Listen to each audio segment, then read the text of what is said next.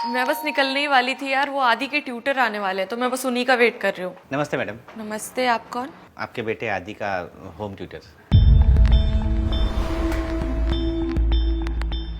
प्रिया, मैं call back करती हूँ अभी। तुम नितिन हो? जी। आओ अंदर। एक मिनट, ये चप्पल आप बाहर उतार देना प्लीज, क्योंकि हम बाहर के स्लीपर्स ना घर में यूज नहीं करते हैं। Okay. So coming straight to the point, आप मेरे बेटे को पढ़ा पाएंगे?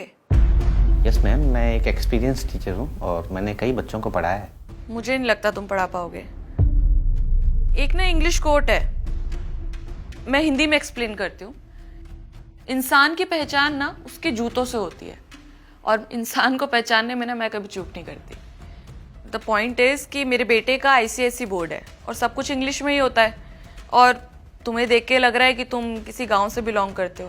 तुम्हारा रहन सहन, तुम्हारे कपड़े, सब कुछ। और मेरा बेटा आदि अगर तुमसे ट्यूशन्स लेगा तो वो बिल्कुल तुम्हारे जैसा बन जाएगा, जो कि मैं बिल्कुल नहीं चाहती। सो बुरा मत मानना, मैं बस फैक्ट्स बता रही थी। I hope you understand.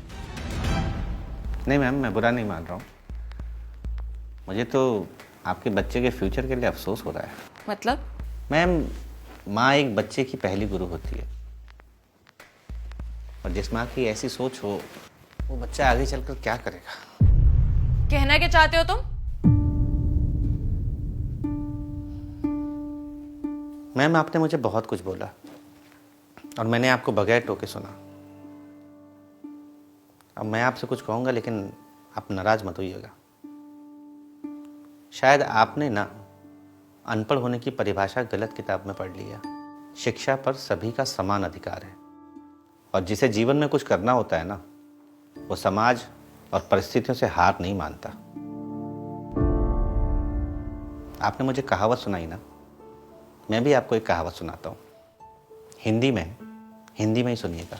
जिसे पढ़ना लिखना होता है ना मैडम, वो पढ़ ही लेता है। उसके लिए उसे शहर या अच्छे इंस्टीट्यूट की ज़रूरत नहीं होती, अच्छे कपड़ों की ज़रूरत नहीं होती। अनपढ़ वो नहीं होता जिसे पढ़ना लिखना ना आए।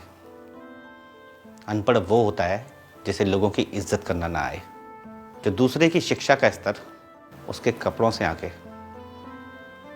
गांव वाले ऐसा नहीं करते मैडम, वो सबकी इज्जत करना जानते हैं। हाँ, आपके इस शहर में पढ़े लिखे अनपढ़ ज़रूर हैं, जो एक मिनट नहीं लगाते दूसरे को बेइज्जत करने में। वो ये नहीं सोचते कि सामने वाले की क्या ज़रूरत है, क्या मजबूरी है। बाकी रही मेरी बात, 12th में मैंने स्टेट टॉप किया था, यूपीएससी का मेंस क्लियर कर चुका हूँ, इसीलिए एनबी कोचिंग ने मुझे हायर किया है। बस कुछ परिवार की ज़रूरतें हैं जिनके लिए ट्यूशन पढ़ाता हूँ, और जितना मुझे इस ट्यूशन की ज़रूरत है ना, उससे ज़्यादा आपके बच्चे को एक अच्छे टीचर की ज़रूरत है। I hope you understand. Thank you madam, have a nice day. Sir, आप एक टीचर हैं, आपका काम है लेसन्स देना। मैं समझ गई हूँ, मेरे बेटे के लिए आपसे अच्छा टीचर और कोई नहीं हो सकता। मैं कल से आता हूँ।